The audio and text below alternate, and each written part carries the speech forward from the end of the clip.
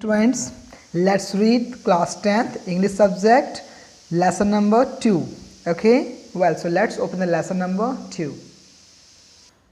Okay, dear students, unit 1, reading B, page number 14. Okay, reading B, the title of this lesson is How the Little Kite Learned to Fly. Okay, it has written in the format of poem. ठीक है. Okay, so let's, before initiating the lesson, let's know about some of the important words. Okay, look, the first meaning in the context, nodded. Nodded means move head up and down or from side to side. अपने head को side by side या up and down की ओर हिलाना, मतलब सिर का हिलाना. ठीक है, nodded. Tranquil. Tranquil means peaceful, means शांत. Stirred. Stirred means inspired. Okay, inspired means प्रेरित. Trembling. Trembling means shaking with fear. डर से कांपना. तो डायरेक्टली हम कह सकते हैं trembling means कांपना. Steadily. Little by little या gradually. Okay, little by little or gradually. Gradually means धीरे धीरे, तो steadily means धीरे धीरे. Sailed. Sailed means flew. Moved smoothly. यहाँ पर उड़ना, और इसे हम समझेंगे sailed means उड़ा. Well, क्योंकि यहाँ पर फ्लो का सेकेंड फॉर्म फ्लू लिख दिया है, इस वजह से सैल्ड मीन्स उड़ा. यहाँ पर मैंने उड़ना लिखा हुआ है, आप इसका मतलब उड़ा भी समझेंगे. Okay, reeling. Reeling means moved round and round, here expressing thrill. यहाँ पर मूविंग राउंड एंड राउंड, गोल गोल घूमना. यहाँ पर लेसन के अकॉर्डिंग, इस पोएम के अकॉर्डिंग हमें यहाँ पर रील का मतलब क्या निकालना है?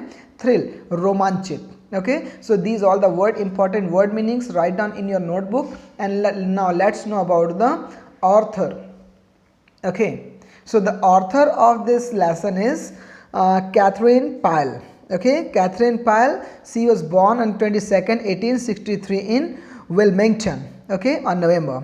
Well, when she was just 16-year-old of the students Wilmington Miss Happ's school, she wrote one of the poem, The Piping Shepherd. The Piping Shepherd, it was published in one of the monthly newspaper. Understand? And during her career, she wrote the number of writings, illustrated about 30 books, and illustrated a number of books by other authors, including Anna Sewell's Black Beauty in 1923. Well, उन्होंने अपने career में बहुत सारी books लिखी और बहुत सारी books को उन्होंने इलस्ट्रेट भी किया. Okay, in 1924 she wrote one of the article, the story of Delaware, and that was appeared in the newspaper of Wilmington's. Okay, Wilmington के एक न्यूज़पेपर में उनके द्वारा लिखी गई एक स्टोरी थी, द स्टोरी ऑफ डेलवेयर. वो आर्टिकल था, वो छपा हुआ था. ठीक है, and many stories were drawn from fairy tales, ancient myths, nursery rhymes, and the stories about the animals. Okay, many of the contents he wrote about the all these subjects. इन सभी विषयों में उन्होंने बहुत सारे अपने राइटिंग स्टोरीज लिखी हुई हैं. Katharine Pyle died on February 19, 1938 at her residence Wilmington. Okay, so this was the some introduction about the Catherine Pyle. So now let's begin our chapter. Okay, how the little kite learned to fly. Okay, dear students, this lesson has been written in the format of poem. So this is why we have to read in a very proper rhyming form. Understand? So let's read casually once. एक बार हम ध्यान से इसे rhyming way पे पढ़ने की कोशिश करते हैं. ठीक है, आपको मेरे पढ़ने की टेक्निक को कॉपी करना है. ठीक है. Well, I never can do it, the little kite said, as he looked at the other high over his head. I know I should fall if I try to fly. Try, said the big kite, only try. Oh, I fear you never will learn at all. But the little kite said, I'm afraid I'll fall. The big kite nodded. Oh, well, goodbye. I am off, and he rose towards the twinkling sky. Well, did you understand? इसी pattern पे आपको इसे पढ़ना है. ठीक है, आप इसे एक बार और रिपीट करेंगे. मैं आगे बढ़ रहा हूँ. Look it. Then the little kite paper stirred at the sight, and trembling he shook himself free for flight.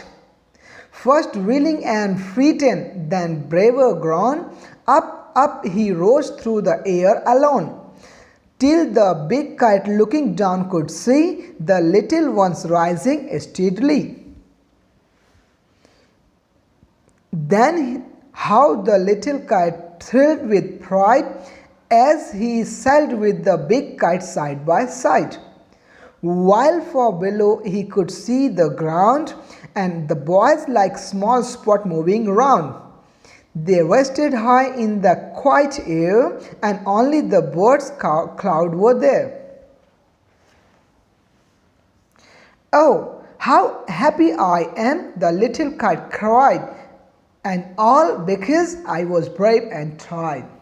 Well so dear students, बहुत ही मज़ा आ रहा है अगर हम इसे राइमिंग वे पे अगर पढ़ते हैं हम इस लेसन को। आप इसे 2 टाइम 3 टाइम आप बिल्कुल पढ़ने की कोशिश करिए। Understand. Now let's look the all meanings. इस लेसन की पूरी मीनिंग समझते हैं। बहुत ही इजी है। जो हमने अभी रिसेंट थोड़ी देर पहले हमने जो मीनिंग कंटेंट्स देखे हैं, ठीक है, कॉन्टेक्स्ट मीनिंग्स देखे हैं, उसको आपको याद रखना है और इसे यूज़ भी करना है। आई never can do it, the little kite sad. यहाँ पर स्टोरी है डियर स्टूडेंट्स एक लिटिल काइट की और एक बिग काइट की। ओके, एक लिटिल काइट और बिग काइट। लिटिल काइट चूँकि छोटा रहता है उसे उड़ने का बिल्कुल भी एक्सपीरियंस नहीं रहता और वो बहुत डरता भी है, इवन वो कभी ट्राई भी नहीं करता, ठीक है, कि वो बहुत आसमान में बहुत ऊंचाई तक उड़ सके। इस बात को देखते हुए जो बिग काइट रहता है वो उसे इंस्पायर्ड करता है, ठीक है, उसे प्रेरित करता है, ठीक है, स्टर्ड करता है कि नहीं तुम उड़ सकते, थोड़ा तुम प्रयास तो करो, तुम अगर प्रयास करो तो डेफिनेट उड़ सकोगे, ठीक है। तो बिग काइट और लिटिल काइट के इस कन्वर्सेशन को इस पोएम के रूप में, स्टोरी के रूप में यहाँ पर कैथरीन पायल ने लिखा हुआ है। चलिए समझते हैं। I never can do it, the little kite said as he looked at the other high over his head. छोटे काइट ने कहा मैं कभी भी ऐसा नहीं कर सकता, मीन्स मैं कभी भी ऊपर नहीं उड़ सकता। क्यों नहीं उड़ सकता? क्योंकि उसने हमेशा बहुत सारे अन्य काइट्स को अपने ऊपर अपने हेड के ऊपर बहुत ऊंचे तक उड़ते हुए देखा है। इसी वजह से वो कहता है कि मैं ऐसा नहीं कर सकता। I know I should fall if I try to fly. और वो ये कहता है कि यदि अगर मैं प्रयास करूँ तो भी मैं I know I should fall if I try to fly. मैं अगर उड़ने का प्रयास भी करता हूँ तो मैं निश्चित रूप से नीचे गिर जाऊँगा। ऐसा किसने कहा? लिटिल काइट ने, right. Well I know I should fall if I try to fly, try said the big kite on a try. जैसे ही छोटे काइट ने क्या कहा, स्मॉल काइट ने कहा मैं जानता हूँ मैं गिर जाऊँगा यदि अगर मैं ट्राई करता हूँ फ्लाई करने का। तो उसी समय फिर बड़े काइट ने कहा कम से कम तुम ट्राई तो करो। और I fear you never will learn at all, but the little kite said I am afraid I will fall. बड़े काइट ने कहा, बिग काइट ने कहा कि अगर तुम प्रयास नहीं करोगे, ठीक है, यदि अगर तुम सीखने का प्रयास नहीं करोगे तुम कभी भी नहीं सीख पाओगे, ठीक है। I fear you never will learn at all, मुझे इस बात का डर है, बड़े काइट ने कहा मुझे इस बात का डर है कि तुम कभी भी नहीं सीख पाओगे उड़ना। तब लिटिल काइट ने कहा हाँ बट मैं डरता हूँ कि मैं गिर जाऊंगा। The big kite nodded, oh well goodbye. तब फिर बिग काइट नोड करता अपने सिर को हिलाता है और बोलता है ठीक है फिर goodbye. I am off and he rose towards the tranquil sky. और वो वहां पर से बड़े आसमान की ओर निकल जाता है, ठीक है, शांत तरीके से, बहुत ही पीसफुल तरीके से। ट्रायंगल मीन्स शांत तरीके से स्काई की ओर निकल जाता है। Well then the little kite papers stirred at the slide and trembling he shook himself free for flight. और उसके बाद जो काइट होती है, काइट में जो पेपर्स होते हैं ना, वो फिर क्या करते हैं, इंस्पायर्ड होते हैं इस चीज को सुनकर, देखकर कि बिग काइट कितनी आसानी से, कितने शांत तरीके से आसमान में उड़ गया। इसी तरीके से वो भी बिग काइट को देखकर क्या होता है, स्टर्ड होता है, मीन्स प्रेरित होता है। और ट्रम्बलिंग मतलब कांपते हुए, ठीक है, उसने अपने आप को उड़ने के लिए फ्री किया। किसने? स्मॉल काइट ने। First rill and frightened then braver grown. शुरू में वो कांपा, उसे डर लगा और फिर उसके बाद धीरे धीरे धीरे धीरे क्या हो गया, वो ब्रेव होता गया, ठीक, उसके अंदर साहस आता गया। Up he rose through the air alone till the big kite looking down could see the little one rising steadily. और धीरे धीरे धीरे धीरे वो अकेले ही आसमान के ऊपर एयर में उड़ना शुरू करने लगा, ठीक है, बढ़ता चला गया। और वहां पर से बिग काइट ने नीचे की ओर देखा तो लिटिल काइट धीरे धीरे क्या हो रहा था, ऊपर की ओर बढ़ रहा था। Well then how the little kite thrilled with pride, और ऊपर पहुंचने के बाद लिटिल काइट क्या हो गया, बहुत ही गर्व महसूस करने लगा। किस बात के लिए? As he sailed with the big kite side by side, इसलिए उसे बहुत गर्व महसूस होने लगा लिटिल काइट को, क्योंकि वो बड़ी काइट के साथ क्या करने लगा था, उसके साइड बाय साइड वो उड़ रहा था। Well while far below he could see the ground, और बहुत ऊंचाई से नीचे की ओर जो ग्राउंड की ओर देखता है, and the boys like small spots moving around, तो बच्चे कैसे दिखाई देते हैं, स्मॉल स्पॉट की तरह, ठीक है, स्मॉल स्पॉट की तरह इधर उधर घूमते हुए बच्चे, छोटे बच्चे दिखाई देते हैं। They rested high in the quiet air and only the birds and cloud were there.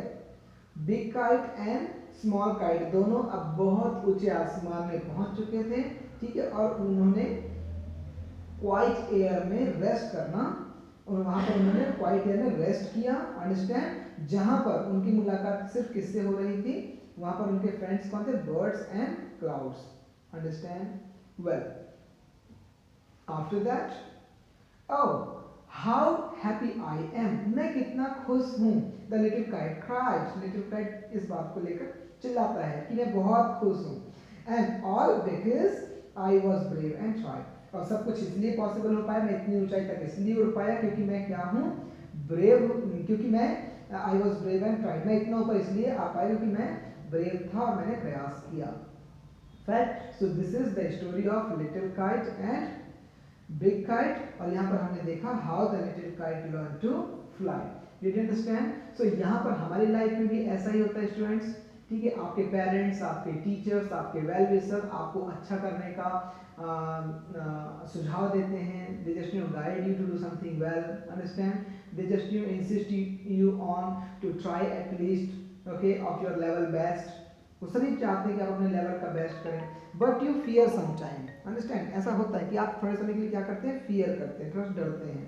Well और धीरे जब आप प्रयास करते हैं तब आप देखते हैं कि आप बहुत अच्छी सफलता आपको मिलती है, आप बहुत सफल व्यक्ति बनते हैं, ठीक है। जैसे अगर आपने इस बार आपका 10th स्टैंडर्ड है, यहाँ पर अगर बहुत अच्छा प्रयास करेंगे, बहुत अच्छे से पढ़ाई करेंगे तो आपके बहुत अच्छे रिजल्ट आएंगे, तो इस बात से आपको क्या होगा, प्राउड होगा, ठीक है, आपको प्राउड भी होगा, और आपको प्राउड इसलिए होने लगेगा क्योंकि आपने एटलीस्ट अपने लिए प्रयास किया। Okay dear students, so keep studying all these points, आप इसे पढ़ते रहें, ठीक है। ओके, इस लेसन को 1 2 3 जितने टाइम्स भी हो आप इसे रिपीट करें, और इसके क्वेश्चन आंसर बनाने का आप अपने से इसके क्वेश्चन आंसर बनाने का प्रयास करिए, ठीक है। ओके, यहाँ पर कुछ मल्टीपल चॉइस क्वेश्चन दिए हुए हैं पेज नंबर 16 में, ठीक है, तो इस मल्टीपल चॉइस क्वेश्चन को आप अपने से सॉल्व करने की कोशिश करें।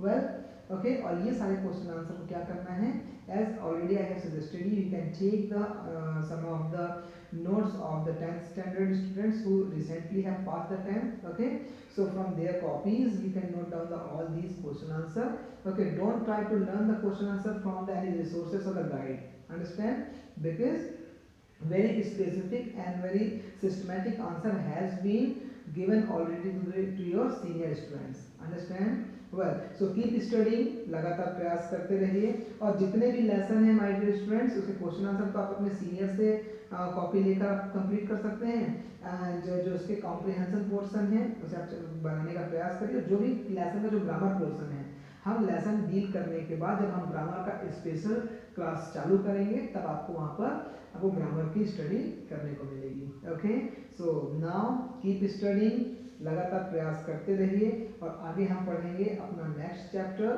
ठीक है, हमारी unit 1 reading C, a great movement for all those children. Okay, so आप चाहें तो इस लेसन को पहले से भी पढ़ के रख सकते हैं। Well so did you get a inspiration to little kite, आपको लिटिल काइट से इंस्पिरेशन मिला, बिल्कुल मिला होगा, ठीक है। Okay, well so now keep studying, take care and stay at home, thank you.